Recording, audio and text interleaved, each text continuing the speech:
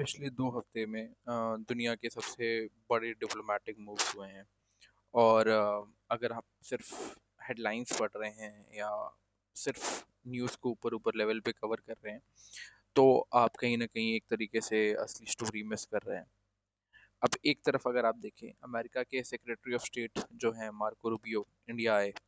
4 दिन का टूर था उनका कोलकाता, आगरा और जयपुर और न्यू दिल्ली में। उन्होंने ताजमहल भी घूमा, मोदी जी से मिले, जयशंकर जी से बात भी की।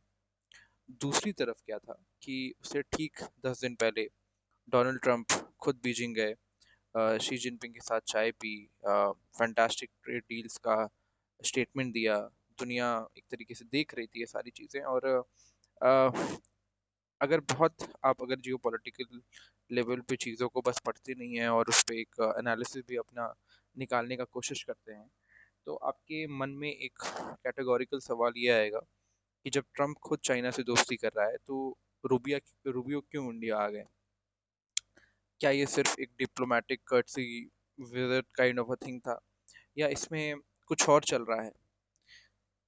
अब इस चीज़ को या इस खेल को हम डिकोड करने का कोशिश करते हैं जो सरफेस लेवल पे बस दिख रहा है। अ, पहली बात तो स्टार्ट करते हैं, चलिए पहले बीजिंग से शुरू करते हैं। ये फैंटास्टिक डील्स या ये जो कैलकुलेटेड एम्बिग्यूटी है दोनों स्टेट के स्टेटमेंट में, उसको थोड़ा समझने का प्रयास करते हैं। ट्रंप मई 13 से 15 तक शायद चाइना में थे और ये उनका पहला स्टेट विजिट था शी जिनपिंग के साथ इस टर्म में स्पेशली। अब ट्रंप ने क्या कहा? टेक्निकली उन्होंने यही कहा कि this has been an incredible visit, we have some fantastic trade deals, great for both the countries, blah blah blah, ऐसे कुछ बातें की। बहुत अच्छा लगता है ना? But here's the thing, China ने इन डील्स को का कोई मेंशन किया ही नहीं, ना अपने ऑफिशियल स्टेटमेंट में ना ऐसे कहीं। ट्रंप ने कहा कि चाइना 200 बोइंग जेट्स खरीदेगा। बोइंग के शेयर्स 4% गिर गए क्योंकि मार्केट ने एक्सपेक्ट किया था 500 जेट का। बोइंग ने खुद इस डील को कंफर्म नहीं किया। ट्रंप ने कहा कि चाइना स्ट्रेट ऑफ हॉर्मुज खोलने में हेल्प करेगा।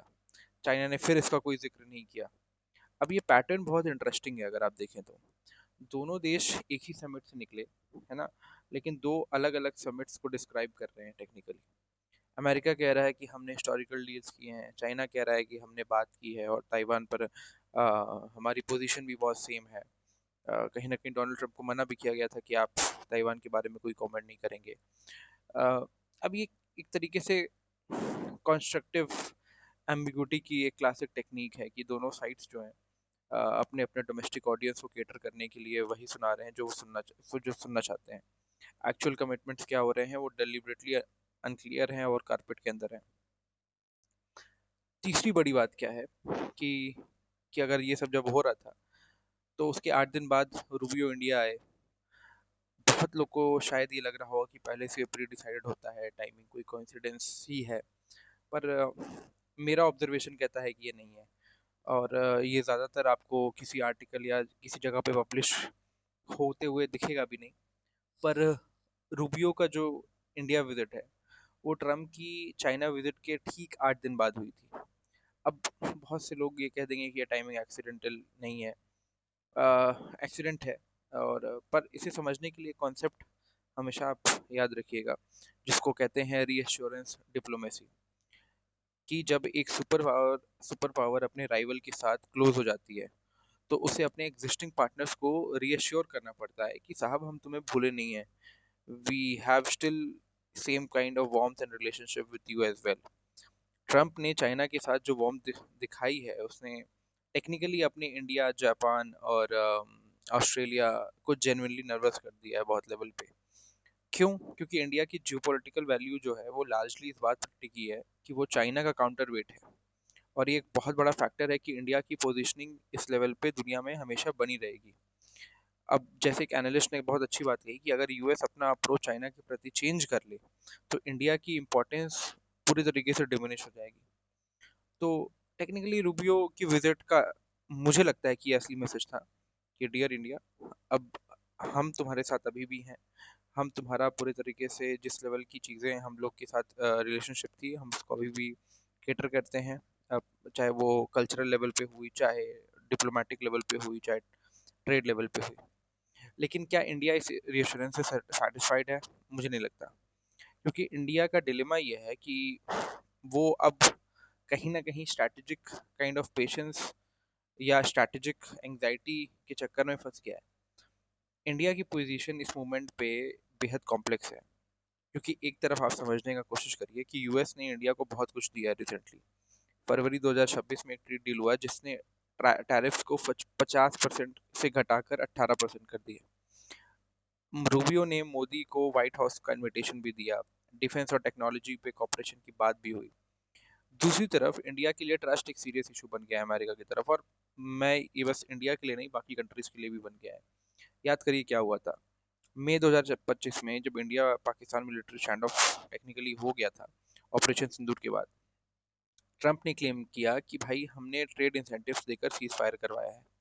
इंडिया ने पब्लिकली कह दिया कि ट्रेड का इस सीज फायर से कोई जिक्र ही नहीं है, ना कभी बात ही हुई, ना डिस्कशन ही कभी नहीं हुआ।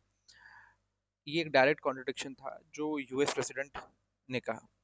फिर ट्रंप ने ऑफ कोर्स अपना पावर और ताकत दिखाने के लिए, जो कि एक पर्सनालिटी है उस इंसान की, उन्होंने पाकिस्तान के आर्मी चीफ को व्हाइट हाउस में वेलकम किया, जेडी वांस इंडिया आए। लेकिन ये सब कुछ बहुत ट्रांजैक्शनल फील हो रहा था।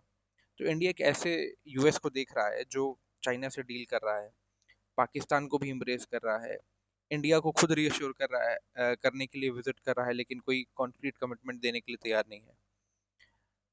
अब इंडिया का रिस्पॉन्स क्या है? मुझे लगता है स्ट्रैटेजिक पेशेंस ही होना चाहिए बहुत लेवल पे। जैसे एक एनालिस्ट ने कहा भी बड़ी अच्छी बात, कि न्यू दिल्ली लाइकली वेट करेगा ट्रंप के जाने का, एंड होप करेगा कि by partition consensus on India survive करे। अब ये क्या है? ये भी एक बहुत कैलकुलेटेड और कोल्ड ब्लडेड डिप्लोमेटिक स्टांस है। इंडिया हाँ भी नहीं कह रहा है, ना भी नहीं कह रहा है, अ, बस ऑब्जर्व कर रहा है, वो चीज़ों को समझने का प्रयास कर रहा है, एक चेस बोर्ड एनिमेशन की तरह, कि भाई इस एनिमेशन में हो क्या रहा है। बहुत तरीके की चीज़ें अभी बहुत रैंडम चल रही हैं, अभी बस आगे के सिपाही इधर से उधर हो रहे हैं, तो बहुत ज़्यादा क्लियर पिक्चर आपको मिलेगी भी नहीं। पांचवी बात जो बहुत इंपॉर्टेंट है यहाँ समझने की, कि रूबियो की विजिट का एक बहुत बड़ा हिस्सा था क्वाड फॉरेन मिनिस्टर्स मीटिंग, जहाँ पे इंडिया, यूएस, जापान और ऑस्ट्रेलिया। लेकिन यहाँ एक बहुत एक अनकंफर्टेबल ट्रुथ है कि क्वाड इस मूवमेंट में एग्जिस्टेंशियल क्राइसिस में है। पर्सनली मुझे क्वाड तभी से नहीं समझ में आया जब जब कांग्रेस गवर्नमेंट ने इसे स्टार्ट किया था, और उसमें जो मकसद था वो एक तरीके से मुझे फेड ही होते हुए दिख रहा था, कि वो एक तरीके से डिप्लोमेटिक सपोर्ट और फॉरेन सपोर्ट और welfare support kind of organisation था। इसका कुछ डिप्लोमेटिक चैनल्स में कोई इंटरेस्ट क्रिएट नहीं हो पा रहा था, और वो चीज़ का इफेक्ट हमें आज दिख रहा है। ट्रंप ने भी अपनी सेकेंड टर्म में एक भी क्वाड लीडर समिट अटेंड नहीं किया। यूएस के latest national security strategy document में क्वाड का कोई मेंशन भी नहीं था। तो अगर आप आयरिश न्यूज़ देखें, जो आयरिश की बहुत फेमस न्यूज़ है, आयरिश टाइम्स करके, उन्होंने लिखा कि quad at risk of fading into irrelevance. और मुझे लगता है कि ये अभी लोग को लग रहा है, पर ये शुरुआत से ऐसा ही था, कि इसने कभी भी, क्वाड ने एक तरीके से कोई भी डिप्लोमेटिक चैनल पे अपनी स्ट्रैटेजी बनाने का प्रयास भी नहीं किया, कि उसका कोई मत या उसका कोई विकार या उसका कोई बेस तैयार हो आने वाले समय के लिए। कई सारे रिपोर्ट्स में अल जजीरा जैसे में लिखा कि ये meeting, this is a last ditched attempt to reinvigorate the alliance. तो क्वाड फॉरेन मिनिस्टर्स की फैमिली फोटो देखिए आप, जैसे जयशंकर अकेले मुस्कुरा रहे थे, बाकी सब बहुत स्टिफ खड़े हैं। अब बॉडी लैंग्वेज मेरे लिए बहुत मैटर करती है जो पॉलिटिकल पोजिशनिंग में। और बीजिंग को अगर आप देखें, बीजिंग ये सब देख रहा है, और मुझे लगता है इंटरनली सेलिब्रेट भी कर रहा होगा कि अ, एक बीजिंग बेस्ड एनालिस्ट ने कहा था कि रूबियो's visit reveals the Washington's underlying anxiety. If the Quad was fully confident, reassurance would not be necessary. अब ये बहुत डिवास्टेटिंग ऑब्जर्वेशन है मेरे हिसाब से, नहीं होनी चाहिए थी। छठी बात, एक डबल स्क्वीज थ्योरी होती है। अब यहाँ अब यहाँ आता है वो एंगल जो, मतलब, मैंने तो किसी आर्टिकल में नहीं पढ़ा, ना मैंने कभी देखा, और मेरी अपनी एनालिसिस है, और मैं इसको डबल स्क्वीज थ्योरी बोलता हूँ। देखिए क्या हो रहा है, ट्रंप एक साथ दो कॉन्ट्रडिक्टरी मूव्स कर रहा है। चाइना के साथ ट्रेड नॉर्मलाइज करने का कोशिश कर रहा है, जिससे चाइना का जो लेजिटिमेसी और ब्रीथिंग रूम मिलती है। दूसरी तरफ लेकिन साथ ही इंडिया को भी क्वाड में रखना चाहता है, जो कि फंडामेंटली चाइना कंटेनमेंट का टूल बन जाएगा, कि भाई हम तुम्हें इतना नहीं बढ़ने देंगे कि जितना तुम घिसक जाओ। तो you are trying to balance both the sides. अब ये कॉन्ट्रडिक्शन ट्रम्प ना बहुत डेलिब्रेट लेवल पे करता है, ये उसकी एक स्ट्रैटेजिक चॉइस है कि वो इस तरीके की मूव्स को क्रिएट करता है जानबूझ के। ये ट्रम्प की निगोशिएशन स्टाइल है कि keep everybody at off balance, keep everybody at the edges of their feet. China को लगता है कि यूएस हमारे साथ डील कर रहा है तो हम जीत रहे हैं। इंडिया को लगता है यूएस हमें छोड़ नहीं रहा है तो हम भी इम्पोर्टेंट हैं एटलीस्ट। जापान और ऑस्ट्रेलिया को लगता है क्वाड अलाइव है तो हम भी अलाइव हैं बीच में। लेकिन एक्चुअली में ट्रम्प किसी को भी फुल कमिटमेंट नहीं देता है। ये एक स्ट्रैटेजिक लेवल पे वेगनेस क्रिएट करने की कोशिश करता है। टिपिकल बिजनेसमैन धंधे वाले माइंडसेट है कि सबको बिजी रखो, कोई कॉन्क्रीट प्रॉमिस मत दो और मैक्सिमम लेवरेज मेंटेन करने का प्रयास करो। कि सब कंफ्यूज रहेंगे, सब रिलेशनशिप बनाना चाहेंगे, कुत्ते को हड्डी दिखाते रहो, वो लालच में आता रहेगा और उससे वो सारे काम करवा लो जब तक तुम उसको हड्डी नहीं दोगे। इसलिए इंडिया ने रशियन ऑयल खरीदना बंद कर दिया, जो कि बहुत सही था। इंडिया इस गेम को कहीं ना कहीं बहुत परफेक्टली समझ भी रहा है। चाइना के साथ बॉर्डर टेंशन रिड्यूस किए, बहुत क्वाइट लेवल पे, बहुत बीनीथ दी कारपेट लेवल पे उसको दबा के रख दिया। यूएस के साथ ट्रेड डील ले ली, लेकिन फुल अलाइनमेंट कभी नहीं दिया।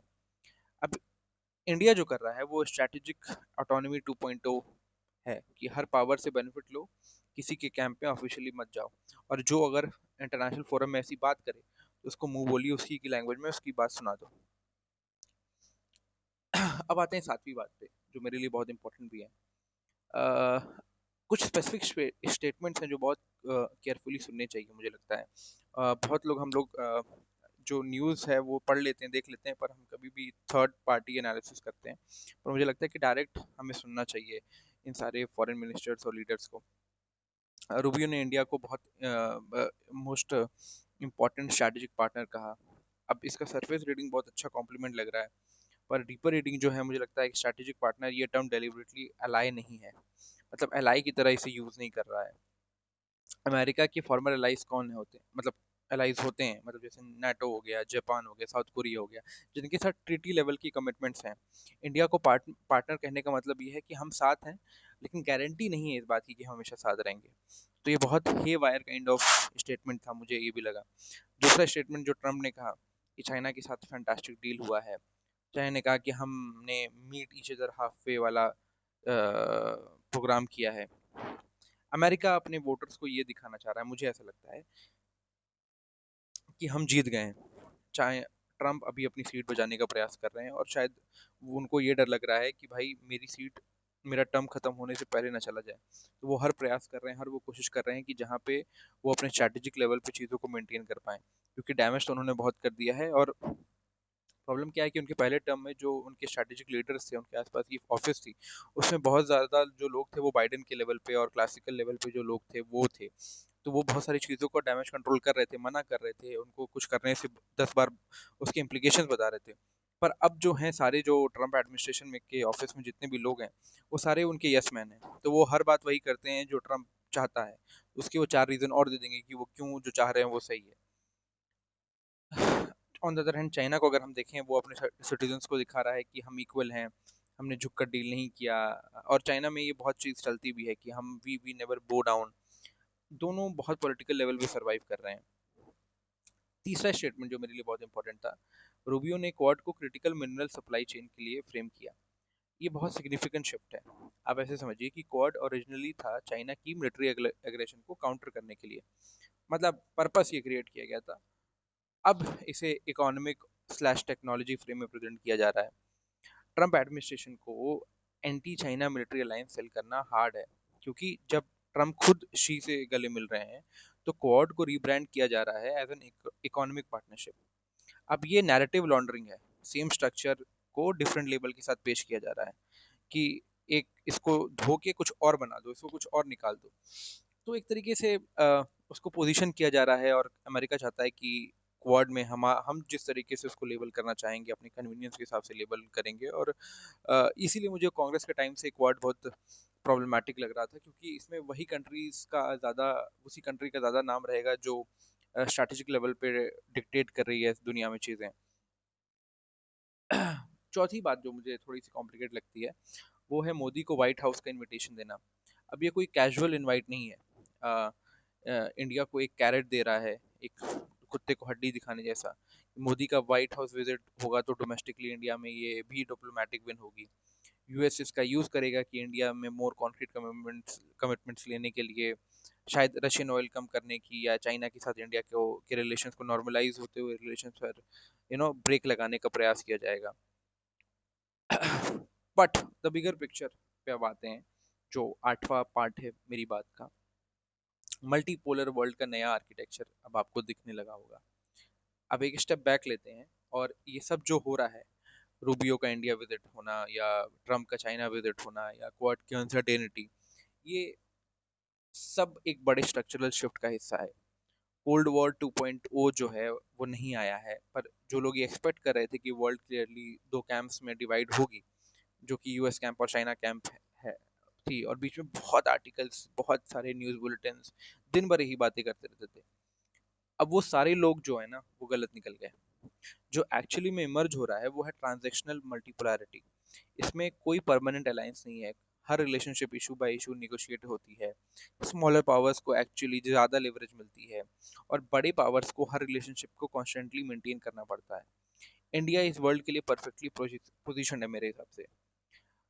चाइना चाइना को ये वर्ल्ड बहुत अनकंफर्टेबल लगती है, क्योंकि चाइना का मॉडल है clear the hierarchies, clear the camp.